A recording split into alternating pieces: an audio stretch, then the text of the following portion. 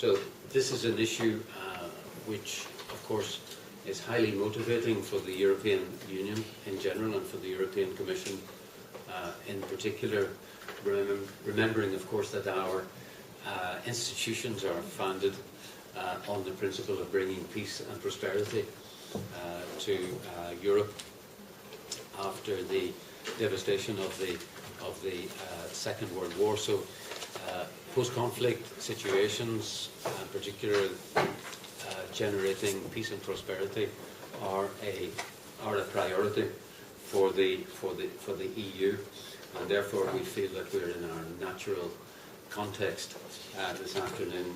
As I've said, the objectives of this meeting principally concern an international experience, European and international exchange of experience in cities emerging from conflict situations, and how through effective governance they can promote integrative socio-economic development. Cities, of course, are extremely important in this process because they tend to be where conflict situations are most acute due to the greater concentration of population as much as anything else. And from our own experience in the European Union, particularly in our peace programme in Northern Ireland, we know about the importance of reaching out to communities in divided cities and promoting joint action. The particular contribution of the EU peace programme, I would say, but we will hear more from a representative of a very interesting project in Northern Ireland.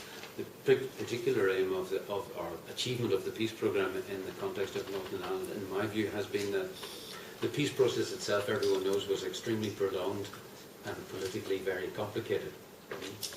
But the EU peace programme had two advantages, perhaps. Firstly, it was external and therefore not readily identified with either party to the conflict.